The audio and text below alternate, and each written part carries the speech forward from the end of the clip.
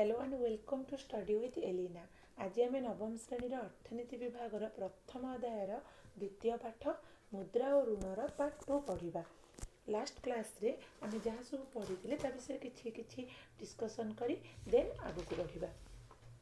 आम मुद्रा और ऋण विषय ही डिस्कसन करते जो थे कि कहला कौन ना ऋण हूँ दैनन्दिन ऋण आम केमती कौन नौचे कौन मुद्रा केमती आम दैनन्दिन जीवन में मुद्रार व्यवहार केमती हुए माने मुद्रा किए प्रचलन कर केउठू आमती आरबीआई हूँ मुद्रा हूँ आम भारत में हूँ आरबीआई जमीक भारतीय रिजर्व बैंक हूँ मुद्रा को प्रचलन करुच्ची मुद्रा आमर कौन पे आवश्यक दैनन्दिन जीवन में मुद्रार आमर कौन आवश्यकता अच्छी द्रव्य द्रव्य प्रत्येक विनिमय पद्धति आरंभ करने जहाँ कि पण्य द्रव्य को विनिमय पद्धति बोली आम कही था।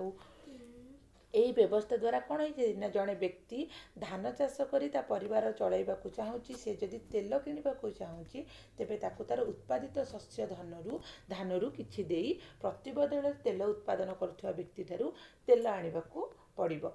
किंतु ये सबू जितेबाला हुए से कौन हुए ना लोक मान पाखे असुविधार सृष्टि होता है किंतु जी धान चाष कर तेल आने धान देवाक पड़ो किंतु जी तेल दौर सी धान को चाहू नए रखापी ये सब असुविधा देखागला जो लोक मैंने चाहिए जे मुद्रा ही निहाती आवश्यक। एक साधारण मूल्य परिमाणर अनुपस्थिति द्रव्य द्रव्य मध्य विनिमय बेले विनिमयर हार स्थिर करने एक जटिल समस्या सृष्टि होता। ये सब आम लास्ट क्लास रे भलसे पढ़ी जो मैंने हूँ पढ़िन से मोर फास्ट भिडियोटा को भलसे देखीदे। द्रव्य विनिमय व्यवस्थार अन्य एक असुविधा है द्रव्य गुड़िकर विभाजन। आम केमती द्रव्य गुड़ी को विभाजन करवा आम एरिया रे जो एरिया रे जो जिनसटी बिक्री होची तार माप अन्य गोटे स्थान रे से माप सामान होता निहाती दरकार जहाँफल लोक मैंने कौन असुविधार सम्मुखीन हेले तो गोटे बस्ता धान रे केते जे तेल आनिबे से मैंने जानी पारु नथिले। लोक मैंने चाउल गहम अंडा क्षीर इत्यादि द्रव्य बेसी दिन गच्छित करी रखा जाई पारु नथिला जहाँ को गच्छित करी रखिबा कष्टसाध्य मध्य होउतिला। लोक मैंने अन्य सेमती गाई गोरु को विभाजन करि पारु नथिले ताकू देकी जिनस आनिबारे सेमानकर असुविधा हैला। समय और शक्तिर अपचय है प्रकृत हिसाब से मैंने पाइपार नथिले ए सब असुविधा होइतिबा हेतु मुद्रा आमर बाहरिला। लोक मैंने हूँ मुद्रार बाहर करने लोक मैंने कौन चाहिए जे आमर मुद्रा आसू जहाँकि समस्त पाखे यही मुद्रा पहुँची पारू। प्रोफेसर फ्रांसिस वाकन मतरे मुद्रार संज्ञा है मुद्रा जहाँ करे ताही मुद्रा मुद्रार कार्यावल ही मुद्रार परिचय। माने मुद्रा आमको नहीं आम मार्केटिंग करने को मुद्रा आमको जहाँ जहाँ आवश्यकता आमर पूरण कला ताही होची मुद्रार कौन परिचय। कौन एक निर्दिष्ट द्रव्य को मुद्रार आख्या दि जाई परिबो नाही। आमे कहि परिबानी जे आमे सांगे लेके जाइथिबा चाउलटा होची आमर मुद्रा बोली।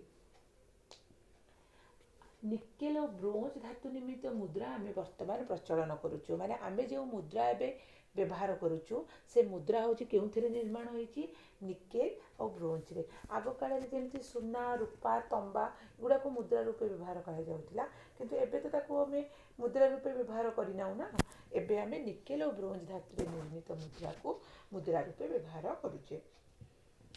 आम भारतीय आम देश में कौन है सरकार तरफ भारतीय रिजर्व बैंक यही मुद्रा को प्रचलन करें। आईनीतः अन्य कौन संस्थार मुद्रा प्रचलन कर क्षमता नहीं। यही मुद्रा को कहीं व्यक्ति विशेष नेण देणर माध्यम बोली अस्वीकार करें ना। सेमती आम पढ़ी कौन ना बैंक रे जमा आम लोक मैंने कौन करूँ ना जो अर्थ उपार्जन करूँ से अर्थर आम नित्य व्यवहार्य जिनस करने सहित आमर खर्च को तुलाइबा सहित आमर जो टंका आमर बंचीगला माने बड़का रहीगला से टंका को आम कौन करूँ ना आम सुविधा पाई आम तार अधिक सुध पाइबा कि अधिक आम टंकार निरापत्ता पाई आम कौन करूँ ना से टंका को नहीं बैंक रे जमा रखू। ବ୍ୟାଙ୍କର ତ କିଛି ଫାଇଦା ଥିବା ଦରକାର ନା, ଯିଏ ଆମ ଟଙ୍କାକୁ ରଖିବ ସେ କ'ଣ କରେ ନା ଆମର ଚାହିଦା ମୁତାବକ ଆମେ ସେ ଟଙ୍କାକୁ ଜମା ରଖୁ, ଆମର ଯେବେ ଇଚ୍ଛା ହୁଏ ଆମେ ସେ ଟଙ୍କାକୁ ବି ଉଠାଇ ଆଣୁ। ସେଥିପାଇଁ ଏହାକୁ କ'ଣ କୁହାଯାଏ ନା ଚାହିଦାର ଜମା ବୋଲିବାକୁ କୁହାଯାଇଥାଏ। ତ ଆମେ ଟଙ୍କା କେମିତି ଉଠାଇଥାଉ? ଏବେ ତ ବହୁତ ଭଲ ସିଷ୍ଟମ୍ ହେଇଯାଇଛି, ଯେମିତିକି ଏଟିଏମ୍, ଆମେ ଏଟିଏମ୍କୁ ଯାଇକିନା ଆମର କାର୍ଡ଼ ସ୍ୱାଇପ୍ କରିକି ଆମେ ଟଙ୍କା ଉଠାଇ ପାରୁଛେ, ବ୍ୟାଙ୍କକୁ ଯାଇକିନା ଆମେ ଟଙ୍କା ଉଠାଇ ପାରୁଛେ। ତ ବ୍ୟାଙ୍କର ବି ତ କିଛି ଫାଇଦା ଥିବା ଦରକାର ନା, ସେ ଆମ ଟଙ୍କାକୁ ହେଉଛି ରଖୁଛି, ତ ସେ କ'ଣ କରିବ ନା ଆମର ପ୍ରତି 15% କ'ଣ କରେ ନା ବ୍ୟାଙ୍କ ନିଜ ପାଖରେ ଆମ ଟଙ୍କାକୁ ରଖେ, ଆଉ ବାକିତକ ପଇସାକୁ ସେ କ'ଣ କରେ ନା ସୁଧ ଆକାରରେ ଲୋକମାନଙ୍କ ପାଖରେ ଲଗାଇଥାଏ। ଯାହାଫଳରେ ଲୋକମାନେ କ'ଣ କିଛି ଅର୍ଥ ବ୍ୟାଙ୍କରୁ ଆଣନ୍ତି, ନିଜ କାମରେ ଲଗାନ୍ତି ଓ ବ୍ୟାଙ୍କକୁ କ'ଣ କରନ୍ତି ନା ଇଣ୍ଟରେଷ୍ଟ କିଛି ଦିଅନ୍ତି, ମାନେ ସୁଧ କିଛି ଦିଅନ୍ତି। ଅର୍ଥନୈତିକ କ୍ଷେତ୍ରରେ ଋଣର ବ୍ୟାପକ ଚାହିଦା ରହିଛି। ଏହିପରି ବ୍ୟାଙ୍କ ଯେଉଁମାନଙ୍କ ପାଖରେ ବେଶୀ ଟଙ୍କା ଅଛି ଓ ଯେଉଁମାନଙ୍କ ଋଣ ଦରକାର ସେମାନଙ୍କ ମଧ୍ୟରେ ମଧ୍ୟସ୍ଥି ରୂପେ କାର୍ଯ୍ୟ କରିଥାଏ, ଯାହାକୁ ଆମେ ମିଡିଏଟର ବୋଲି କହିଥାଉ। ଏହି ଋଣ ପ୍ରଦାନ କରିବା ଫଳରେ ଋଣ ଗ୍ରାହୀତାଙ୍କ ଠାରୁ କିଛି ସୁଧ ମଧ୍ୟ ବ୍ୟାଙ୍କ ଆଦାୟ କରେ। ଏହି ବ୍ୟାଙ୍କର ମୁଖ୍ୟ ଆୟର ପନ୍ଥା ଅଟେ। ଏଇଟା ହିଁ ବ୍ୟାଙ୍କ ତାଙ୍କର ଆୟ ହିଁ କରିଥାଏ। ଯେଉଁ ଇଣ୍ଟରେଷ୍ଟଟା ଆସେ ସେ ଇଣ୍ଟରେଷ୍ଟର କିଛି ଇଣ୍ଟରେଷ୍ଟ ସେ ନିଜ ପାଖେ ରଖେ, ଆଉ କିଛି ଇଣ୍ଟରେଷ୍ଟ ଯେଉଁ ଜମା ଖାତାକାରୀମାନେ ଖାତା ଖୋଲିକି ଟଙ୍କା ରଖିଥାନ୍ତି ସେମାନଙ୍କ ଆକାଉଣ୍ଟକୁ ପଠାଇଥାଏ। ଏତିକି ହିଁ ବିଷୟ ଆମେ ଡିସ୍କସନ୍ କରିଥିଲେ ଫାର୍ଷ୍ଟ ପାର୍ଟରେ। ତ ସେକେଣ୍ଡ ପାର୍ଟରୁ ଆଜିର ପାଠ ଷ୍ଟାର୍ଟ କରିବା। ଉଦାହରଣ 1ରୁ ଷ୍ଟାର୍ଟ କରିବା। ହରି ନାମକ ଏକ ବ୍ୟକ୍ତି ଜୋତା ତିଆରି କରି ଜୀବିକା ନିର୍ବାହ କରନ୍ତି। ପ୍ରତିଦିନ ସେ 40ରୁ 50 ହଳ ଜୋତା ତିଆରି କରି ବଜାରକୁ ବିକ୍ରି କରିବା ପାଇଁ ପଠାଇଥାନ୍ତି। ତାଙ୍କ ପାଖରେ 5 ଜଣ କାରିଗର କାମ କରନ୍ତି। ଦୁର୍ଗା ପୂଜା ସମୟରେ ହରି ଏକ ବଡ଼ କମ୍ପାନୀ ଠାରୁ ପାଖାପାଖି 3000 ହଳ ଜୋତା ତିଆରି କରିବା ପାଇଁ ଅର୍ଡ଼ର ପାଇଲେ, କିନ୍ତୁ ଠିକ୍ ସମୟରେ ଜୋତା ତିଆରି ହୋଇ ଅର୍ଡ଼ର ପୂରଣ କରିବା ପାଇଁ ତାଙ୍କୁ ଆହୁରି ଅଧିକ କାରିଗର, କଞ୍ଚାମାଲ ଓ ପୁଞ୍ଜି ଦରକାର, ଯାହାକି ତାଙ୍କ ପାଖରେ ବର୍ତ୍ତମାନ ନାହିଁ। ତେଣୁ ଏ କ୍ଷେତ୍ରରେ ହରି କ'ଣ କରିବ ନା ଆମେ ଜାଣିଛେ ଯାହାର ଟଙ୍କା ଆବଶ୍ୟକ ହୁଏ ସେ କେଉଁଠିକି ଯିବ ନା ବ୍ୟାଙ୍କରୁ ଋଣ କରିଲା। ସେ ଯାଇ କଲା ଯେ ବ୍ୟାଙ୍କରେ କହିଲା ମୁଁ ଏମିତି ବିଜନେସ୍ ଷ୍ଟାର୍ଟ କରିଛି, ମୋ ବିଜନେସ୍ ପାଇଁ ମୋତେ 3000 ଟଙ୍କା, କିଛି ଟଙ୍କା 3000 ହେଉ କି 10,000 ହେଉ କି 5,000 ହେଉ କିଛି ଟଙ୍କା ମୋର ଋଣ ଦରକାର ଅଛି। ତ ବ୍ୟାଙ୍କକୁ ସେ ଗଲା ଋଣ କରିବା ପାଇଁ। ନିଜର ଲାଭ କରିବା ସଙ୍ଗେ ସଙ୍ଗେ ବ୍ୟାଙ୍କର ଋଣ ବି ପରିଶୋଧ କରିପାରିବେ। ତ ଗ୍ରାମୀଣ କ୍ଷେତ୍ରରେ ମୁଖ୍ୟତଃ ଚାଷ କାର୍ଯ୍ୟ କରିବା ପାଇଁ ଋଣର ଆବଶ୍ୟକତା ହୋଇଥାଏ, ଯାହାକି ଭଲ କିସମର ବିହନ କ୍ରୟ, ଉନ୍ନତମାନର ସାର, କୀଟନାଶକ ଔଷଧ, ଜଳସେଚନ, ବିଦ୍ୟୁତ୍ ଖର୍ଚ୍ଚ, ଯନ୍ତ୍ରପାତିର ରକ୍ଷଣାବେକ୍ଷଣର ଖର୍ଚ୍ଚ ହୁଏ।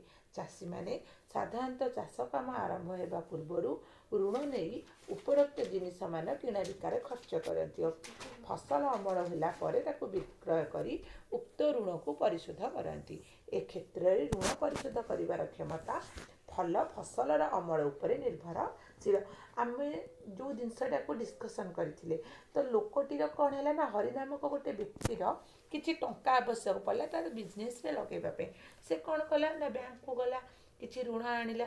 ଋଣ ଆଣିକିରି ସେ ତାର କ'ଣ ଯାହା ଯାହା ଦରକାର ଥିଲା, ଯେତିକି ହଳ ଜୋତା ତିଆରି କରିବାର ଥିଲା କଲା, ତାକୁ ବିକ୍ରି କଲା। ବିକ୍ରି କରିବାରେ ହେଉଛି ତାର ଲାଭ ହେଲା। ସେ କ'ଣ କଲା ନା ସେ ଲାଭରେ ବ୍ୟାଙ୍କକୁ କ'ଣ କଲା ନା ଯେତିକି ଟଙ୍କା ଋଣ କରିଥିଲା ତାକୁ ଦେଲା, ତାର ମୂଳଧନ ଆଉ ତାର ସୁଧ ସମ୍ପୂର୍ଣ୍ଣ ପଇସା ତାକୁ ଦେଲା। ବ୍ୟାଙ୍କ ବି ଏଥିରେ ଲାଭ ପାଇଲା ଆଉ ସେଥିରେ ସେ ନିଜେ ବି ଲାଭ ହେଲା। ସେହିପରି ଗ୍ରାମୀଣ ଏରିଆ ମାନଙ୍କରେ ଲୋକମାନେ କ'ଣ କରନ୍ତି, କୃଷି କାର୍ଯ୍ୟ କରନ୍ତି। ତ କୃଷି କାର୍ଯ୍ୟ କରିବା ପାଇଁ କ'ଣ ଆବଶ୍ୟକ ହୋଇଥାଏ ନା ବିଦ୍ୟୁତ୍ ଶକ୍ତି ଆବଶ୍ୟକ ହୁଏ, ଜଳ ଆବଶ୍ୟକ ହୁଏ, ଭଲ କିସମର ହେଉଛି ବିହନ ଆବଶ୍ୟକ ହୁଏ। ଏଥିପାଇଁ କ'ଣ ଦରକାର, ସାର ଆବଶ୍ୟକ ହୁଏ। ଏଥିପାଇଁ କ'ଣ ଦରକାର ହୁଏ, ଆମର ପଇସା ଦରକାର ହୁଏ। ତ ବ୍ୟାଙ୍କକୁ ସେ କ'ଣ କରନ୍ତି ନା କି କୃଷକମାନେ ହେଉଛି ଋଣ କରନ୍ତି। ସେ ଋଣକୁ ସେମାନେ କ'ଣ କରନ୍ତି ନା ତାଙ୍କୁ ଶୁଝିବାକୁ ପଡ଼େ ସୁଧ ସହିତ। କିନ୍ତୁ ସେଥିପାଇଁ ତାଙ୍କର କ'ଣ ଆବଶ୍ୟକ ହୁଏ ନା ଭଲ ଫସଲ ହୋଇଥିବା ଦରକାର। ଯେତିକି ଟଙ୍କା ସେ ଖର୍ଚ୍ଚ କରିଛନ୍ତି ତାଠାରୁ ଅଧିକ ବେନିଫିଟ୍ ବା ଅଧିକ ଲାଭ ପାଇବା ନିହାତି ତାଙ୍କୁ ଦରକାର ହୋଇଥାଏ। ସେଥିପାଇଁ ତ ଯେତେବେଳେ ହେଉଛି ଆମର ମରୁଡ଼ି ହୋଇଯାଏ କି ବନ୍ୟା ବାତ୍ୟା ହୁଏ କି ଠିକ୍ ସମୟରେ ବର୍ଷା ହୁଏ ନାହିଁ, ସେତେବେଳେ ଆମର ଭଲ ଅମଳ ହୁଏ ନାହିଁ। ଚାଷୀ କ'ଣ କରେ ନା ବ୍ୟାଙ୍କରୁ ଋଣ କରିକି ଫସଲ କରିଥାଏ, ତାହାକୁ ଶୁଝିପାରେନି।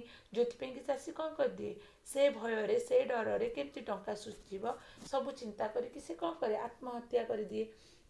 आम नीतिदिन देखि समाचार बाहर पेपर रे बाहर यहाँ आम देखि से भी गवर्नमेंट बहुत प्रकार सुविधा कलानी जो मैंने भी यही टाइप टंका सुझी न पारे से सरकार होची ऋण छाड़ करने किसी प्रतिशत ऋण को ऋण कि मूलधन रु किसी पैसा काटिबार व्यवस्था करमती उदाहरण 2 जानिबा चल अर्जुन जड़े छोट चाषी जहाँ पाखे मात्र 3 एकर जमी अच्छी से बादाम चाष कर चलती से चाष करने ग्रामर जड़े महाजन किसी करज कले एवं तांकर आशा थिला कि अमल उपरे उक्त बादाम को बिक्री कर ऋण परिशोध करेंगे। एक्चुअली कहवाक गले बैंक और महाजन भितर जदि आमपाई जदि कौटा सुइटेबुल हम आम जदि सबुठ सुविधाजनक कौटू ऋण आना से बैंक ही ऋण आना महाजन मान कथा चल जाना केमती कौन से ऋण दियंती किंतु दुर्भाग्यवशतः कौन सी कारण से वर्ष फसल रे अधिक पोक लगिगला और फसल हानि है।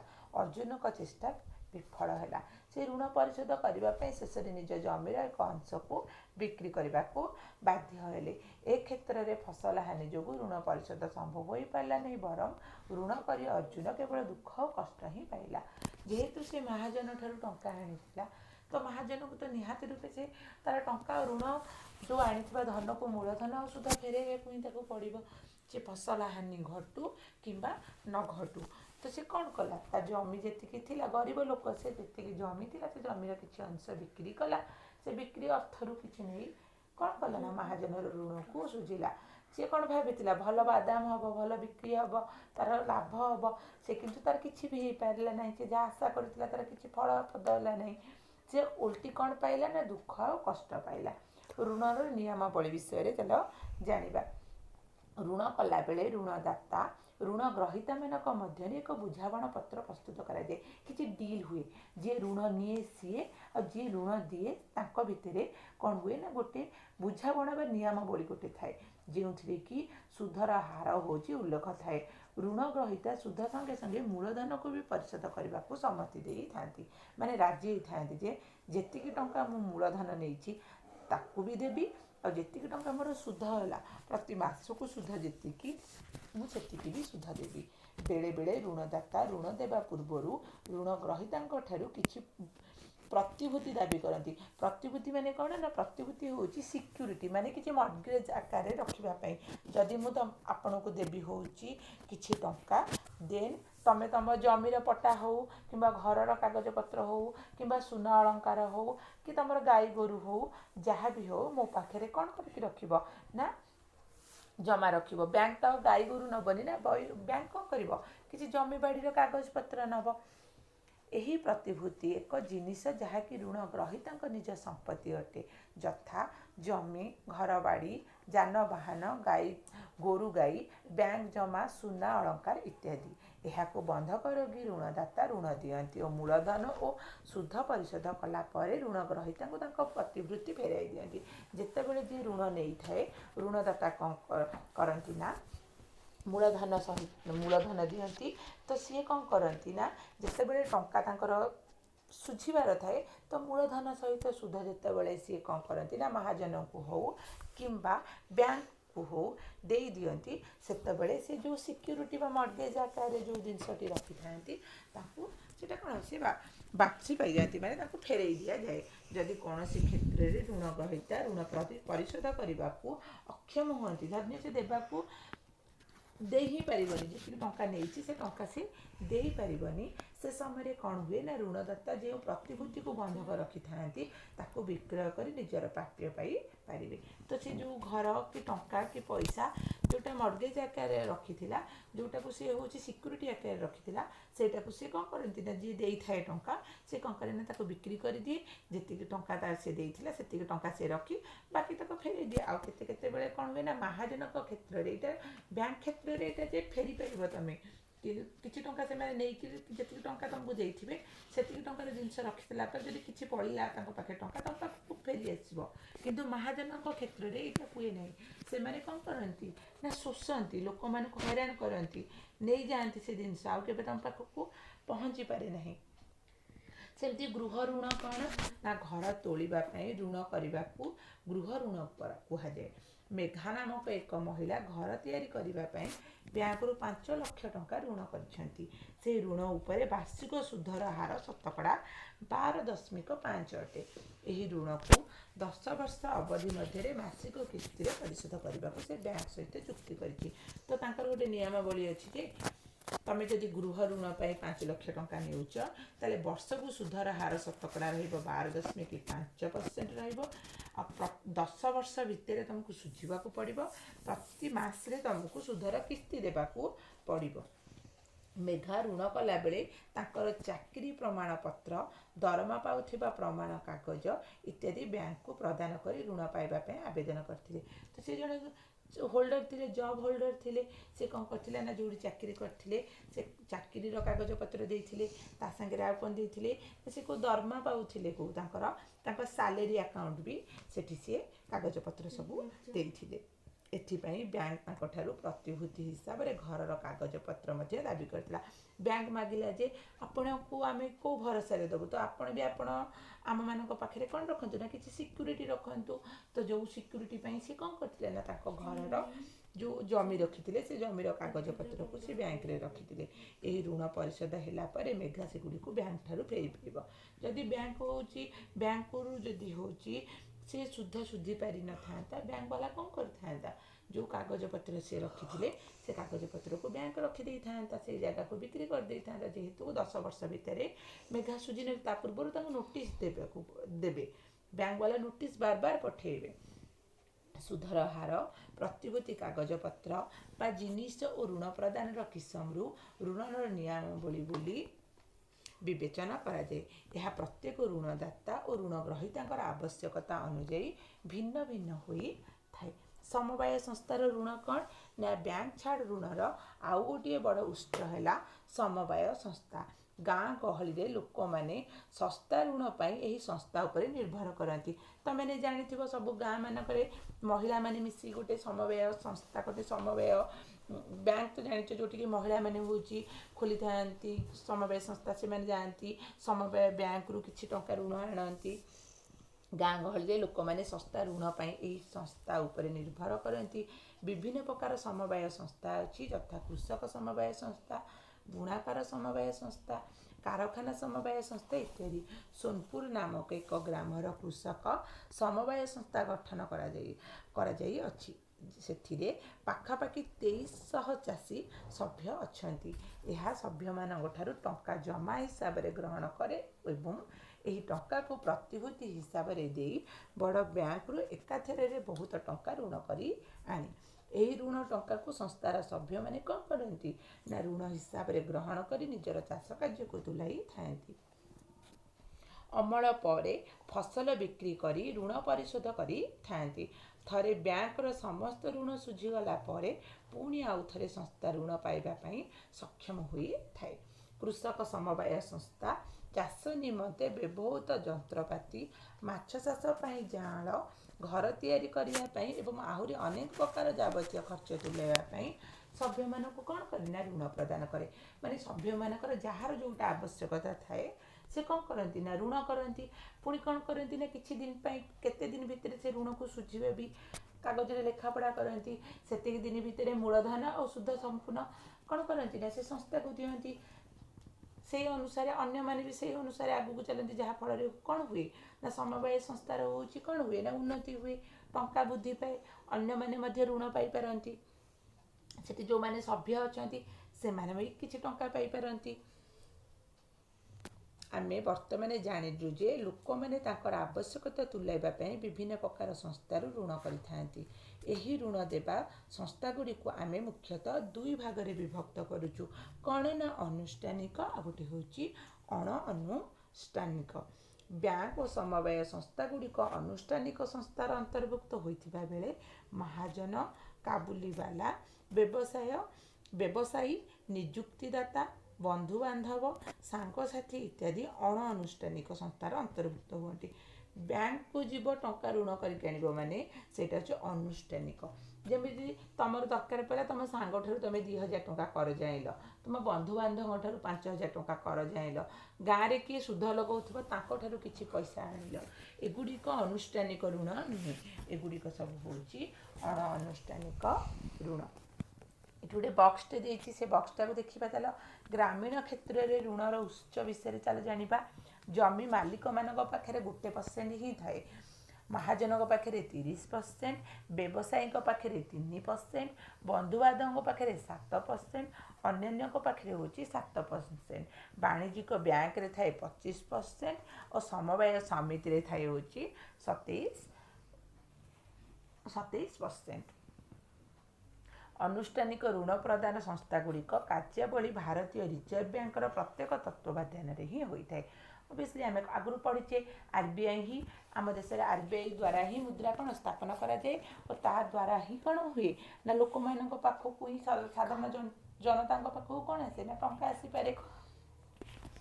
तो अनुष्ठानिक ऋण प्रदान संस्थागुड़िक कार्यावली भारतीय रिजर्व बैंक प्रत्येक तत्वावधान होता है। तदनुजाई से भारतीय रिजर्व बैंक प्रत्येक नियमावली अनुसार कार्य करि थांती, यथा सेमानक पाखरे सर्वनिम्न राशि केते रहिबो, जमा पुंजी रे केते शतकड़ा ऋण आकार रे प्रदान करा जिवो इत्यादि। आहुरी मध्य सेमाने काहाकु ऋण प्रदान करिवे जेमिति केवल लोभखोर मनोवृत्ति नहीं व्यवसायी और धनिक श्रेणीर लोक मानू खाली ऋण देवे देले चलिबो नहीं। जदि आमे कहिबा जे ऋण केवल आमे धनिक श्रेणीर लोक मानू ही देबू कारण से बड़ बड़ व्यवसाय करेंगे आम टंका को सेमाने सांगे सांगे सुझीदेवे, गरीब निपट मूर्ख लोक मानू आमे दबुनु कारण से सुझिला बेलू बहुत टाइम लगे आमे सेमती दबु नहीं, सेमती हो पारबनी। समस्त ऋण नेबार अधिकार समस्त अच्छी। गरीब चाषी क्षुद्र शिल्प संस्था जोटा को आम स्मॉल सेक्टर इंडस्ट्री बोली कहू, छोट छोट व्यवसायी सर्वोपरि जार नित्यांत प्रयोजन सही लोक मानक ऋण प्रदान प्रभृति कार्य भारतीय रिजर्व बैंक तदारख करती। अण अनुष्ठानिक ऋण प्रदान संस्था गुड़िकर कार्यावली तदारख करने कौन व्यवस्था नहीं, सेमाने शतकड़ा केते हार रे सुध दाबी करिवे ताहा उपरे कहार अंकुश नहीं। अण अनुष्ठानिक ऋण प्रदान संस्था गुड़िक बेसी हार रे सुध दाबी करती, सेमानकर कार्यावलीर कौनसी नियम नहीं। अनुष्ठानिक कौन गोटे सिस्टमेटिक जिनस थाए केते ऋण पाइब केते कौन हम कौन नहीं से तुमको आगुरी नोटिस देवे, तुमको ये विषय डिटेल्स देवे, कागज पत्र ठीक से लिखे। किंतु अण अनुष्ठानिक जमीक बंधुबांधव जमीक सांगसाथी भाई तू दे था तो मत 2000 टंका मुझे 2 दिन भितर सुझीदेवी, 2000 टंका तो मुठू नहीं गले 2 दिन टा 10 दिन हो जाइए, 10 दिन टा 15 दिन हो जाइए, सी तुम भाई होते कि सांग होते तुम मुँह खोलिकी मागि पार न, एसबू हूँ अण अनुष्ठानिक हुए किंतु बैंक रे ये काम हो पारे नहीं। जेहेतु अण अनुष्ठानिक संस्था गुड़िक सबुबले उच्च धार सुध दाबी करती, जो मैंने यही संस्थार ऋण करेंगे साधारणतः से निश्चित भाव में शोषणर सम्मुखीन हे। मूल सुध देइथिले परे सेमानकर आय पूरापूरी खर्च हो सारी थिबो। केतक क्षेत्र में से टंका सुझी न पारे ऋणर जाल छंदी और बेले बेले आत्महत्या भी करती। तुम्हें मैंने निश्चिंत भाव में खबर कागज में यही संवाद पढ़ी। यही सबु कारणरू अनुष्ठानिक ऋण प्रदान संस्था गुड़ी को गुरु दायित्व रही, से माने प्रयोजन भित्तिक ऋण प्रदान उपरे गुरुत्वारोप करने उचित। सस्ता हार रे सुध और सहजरे मिलुथिबा ऋण प्रदान करागले देश निश्चिंत भाव में अर्थनैतिक क्षेत्र में अग्रगति करिपारिबो और विकसित मध्य होई पारिबो।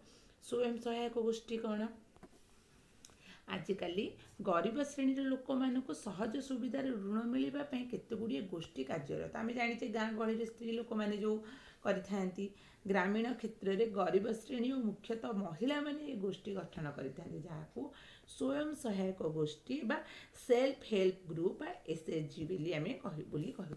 यही गोष्ठीर सभ्य माने सेमानक आयर किछि अंश को संचय करी एही अंश को एकाठी करी बेस किछि टंका जमा करती। से टंकार सभ्य माने निजर चाहिदा मुताबक छोट छोट ऋण नहीं निजर प्रयोजन मुताबक कृषि छोट व्यवसाय कुटीर शिल्प इत्यादि कार्य लगाई था। ସେମାନେ ସୁଧ ଆକାରକୁ ଯାହା ଦିଅନ୍ତି ତା ଅଣ ଆନୁଷ୍ଠାନିକ ସଂସ୍ଥାମାନଙ୍କର ସୁଧ ହାର ଅପେକ୍ଷା ଯଥେଷ୍ଟ କମ୍ ଅଟେ। ସାଧାରଣତଃ ଏକ ସ୍ୱୟଂ ସହାୟକ ଗୋଷ୍ଠୀର ଅତି କମ୍ରେ 15ରୁ 20 ସଭ୍ୟ ରହିଥାନ୍ତି ଓ ସମସ୍ତେ ଏକ ଗ୍ରାମର ବାସିନ୍ଦା ହୋଇଥାନ୍ତି। ବର୍ଷେ 2 ବର୍ଷ ପରେ ନିୟମିତ ସଞ୍ଚୟ ଦ୍ୱାରା ସେମାନଙ୍କ ପାଖରେ ବେଶ କିଛି ଟଙ୍କା ଜମା ହୋଇଥାଏ ଓ ସେମାନେ କୌଣସି ବଡ଼ ବ୍ୟାଙ୍କରୁ ଋଣ ପାଇବା ପାଇଁ ଯୋଗ୍ୟ ବିବେଚିତ ହୁଅନ୍ତି। ଋଣ ସେହି ଗୋଷ୍ଠୀ ନାମରେ ପ୍ରଦାନ କରାଯାଏ ଓ ଏହା ସଭ୍ୟମାନଙ୍କୁ ସ୍ୱୟଂ ରୋଜଗାରକ୍ଷମ ହେବାର ସାହାଯ୍ୟ କରେ। ଉଦାହରଣ ସ୍ୱରୂପ ଏହି ଟଙ୍କାରୁ ଋଣ ନେଇ ସଭ୍ୟମାନେ କ'ଣ କରନ୍ତି ନା ନୂତନ ବ୍ୟବସାୟ କରନ୍ତି, ବନ୍ଧା ପଡ଼ିଥିବା ଗୃହ ବା ଜମି ଇତ୍ୟାଦି ମୁକାଳିଥାନ୍ତି, କୃଷି କାର୍ଯ୍ୟ ନିମନ୍ତେ ବିଭିନ୍ନ ପ୍ରକାର ସରଞ୍ଜାମ, ସିଲେଇ ମେସିନ, ହସ୍ତତନ୍ତ୍ର ଇତ୍ୟାଦି କିଣିବା ପାଇଁ ସେମାନେ ଋଣ ନିଅନ୍ତି। ଏହି ଋଣର କ'ଣ କରନ୍ତି ନା ସୁଧର ହାର, ପ୍ରୟୋଜନ ଇତ୍ୟାଦି ଗୋଷ୍ଠୀର ସଭ୍ୟମାନେ ନିଜସ୍ୱ ନିଷ୍ପତ୍ତି ଅଟେ। କେତେ ଋଣ ଦେବେ, କେତେ ଦିନ ପାଇଁ ଦେବେ, ସେମାନେ ଯେଉଁ ସଭ୍ୟ ଥାଆନ୍ତି ସେଇମାନେ ହିଁ ନିଷ୍ପତ୍ତି ନିଅନ୍ତି। ଏକ ଗ୍ରାମର ବାସିନ୍ଦା ପରସ୍ପର ମଧ୍ୟରେ ସମ୍ପର୍କ ହେତୁ ଋଣ ଆଦାୟରେ ପ୍ରାୟ ଅନିୟମିତତା ଦେଖାଦେଇ ନଥାଏ। ଏହି କାରଣ ଯୋଗୁଁ ବଡ଼ ବ୍ୟାଙ୍କ ଗ୍ରାମୀଣ ମହିଳାମାନଙ୍କୁ ବିନା ପ୍ରତିଶ୍ରୁତିରେ ମଧ୍ୟ ଋଣ ପ୍ରଦାନ କରିଥାନ୍ତି। ସେମାନଙ୍କୁ କିଛି ମର୍ଟଗେଜ୍ ରଖିବାକୁ ପଡ଼େନି। ସେମାନଙ୍କ କଥାକୁ ରଖିକି ହିଁ ବ୍ୟାଙ୍କ ମାନେ ହେଉଛି କ'ଣ କରନ୍ତି ନା ଟଙ୍କା ଋଣ ଦେଇଥାନ୍ତି। ଏହା ସ୍ୱୟଂ ସହାୟକ ଗୋଷ୍ଠୀ ଗୁଡ଼ିକ ଆଜିକାଲି ପ୍ରକୃତରେ ଗ୍ରାମର ମହିଳାମାନଙ୍କୁ ଅର୍ଥନୈତିକ କ୍ଷେତ୍ରରେ ସ୍ୱାବଲମ୍ବୀ କରିବା ସଙ୍ଗେ ସଙ୍ଗେ ସାମାଜିକ କ୍ଷେତ୍ରରେ ମଧ୍ୟ ସଶକ୍ତି କରାଯାଉଛି। ଏଠି ଦେଇଛି ଗୋଟେ ବକ୍ସ ଦେଇଛି, ଦେଖ ତୁମେ ଜାଣିଛ କି ଗ୍ରାମୀଣ ଗରିବ ଶ୍ରେଣୀର ଲୋକମାନଙ୍କୁ ସହଜ ଓ ଶସ୍ତାରେ ଋଣ ପ୍ରଦାନ କ୍ଷେତ୍ରରେ ବାଂଲାଦେଶର ଗ୍ରାମୀଣ ବ୍ୟାଙ୍କର କାର୍ଯ୍ୟ ଉଲ୍ଲେଖଯୋଗ୍ୟ। 1970ରେ ସ୍ଥାପିତ ଏହି ସଂସ୍ଥା ବର୍ତ୍ତମାନରେ ଏକ ବିଶାଳକାୟ ସଂସ୍ଥାରେ ପରିଣତ ହୋଇଛି, ଯାହାକି ସଭ୍ୟ ସଂଖ୍ୟା ପାଖାପାଖି କେତେ ଅଛନ୍ତି ନା 6 ଲକ୍ଷ ଓ ଏହା 40,000 ଗ୍ରାମକୁ ନେଇ ଗଠିତ। ଏହାର ସମସ୍ତ ସଭ୍ୟ ମହିଳା ଅଟନ୍ତି। ସେମାନେ ପ୍ରମାଣିତ କରିଛନ୍ତି ଯେ ସେମାନେ ସମସ୍ତେ କେବଳ ନିର୍ଭରଯୋଗ୍ୟ ଋଣ ଗ୍ରହୀତା ନୁହନ୍ତି, ବରଂ ନିଜେ ନିଜେ ସମସ୍ତେ ବିଭିନ୍ନ ପ୍ରକାର ଅର୍ଥନୈତିକ କାର୍ଯ୍ୟ କରି ସ୍ୱାବଲମ୍ବୀ ହୋଇପାରିଛନ୍ତି। ବାଂଲାଦେଶର ବିଖ୍ୟାତ ନୋବେଲ ବିଜେତା ପ୍ରଫେସର ମହମ୍ମଦ ୟୁନୁସଙ୍କ ଭାଷାରେ, ଯଦି ଗ୍ରାମୀଣ ଗରିବ ଲୋକମାନଙ୍କୁ ସେମାନଙ୍କର ସୁବିଧା ଅନୁଯାୟୀ ଋଣ ପ୍ରଦାନ କରାଯାଏ ତେବେ ଲକ୍ଷ ଲକ୍ଷ ସଂଖ୍ୟାରେ ଗରିବ ଲୋକ ଉପକୃତ ହୋଇପାରିବେ ଏବଂ ବୋଧହୁଏ ଏହା ହେବ ବିକାଶର ଏକ ବୃହତ ଦିଗନ୍ତ। ସେମିତି ପ୍ରଫେସର ମହମ୍ମଦ ୟୁନୁସ କ'ଣ କହିଛନ୍ତି ନା ବାଂଲାଦେଶରେ 2006ର ଶାନ୍ତି ନୋବେଲ ପୁରସ୍କାର ବିଜେତା ଓ ଗ୍ରାମୀଣ ବ୍ୟାଙ୍କର ସେ ହେଉଛନ୍ତି କ'ଣ ନା ପ୍ରତିଷ୍ଠାତା। ତ ଯଦି କ୍ୱେଶ୍ଚିନ୍ ଆସିବ କିଏ ହେଉଛି ଗ୍ରାମୀଣ ବ୍ୟାଙ୍କର ପ୍ରତିଷ୍ଠାତା ନା ପ୍ରଫେସର ମହମ୍ମଦ ୟୁନୁସ, ସେ କେଉଁଠାର ବ୍ୟକ୍ତି ଥିଲେ ନା ବାଂଲାଦେଶର। କେବେ ସେ ଶାନ୍ତି ପାଇଁ ନୋବେଲ ପୁରସ୍କାର ବିଜେତା ପାଇଥିଲେ ନା 2006 ମସିହାରେ। ଏହିପରି ଭାବେ ହେଉଛି ଆମର ଶେଷ ହେଲା ହେଉଛି ମୁଦ୍ରା ଓ ଋଣ। ଏହାର ପ୍ରଶ୍ନ ଉତ୍ତର ଆମେ ନେକ୍ସଟ କ୍ଲାସ୍ରେ ଡିସ୍କସନ୍ କରିବା। ଆଜି ପାଇଁ ଏତିକି। ଭଲ ଲାଗିଲେ ନିଶ୍ଚିନ୍ତ ଭାବରେ like, comment, subscribe and share କରିବେ। ଧନ୍ୟବାଦ।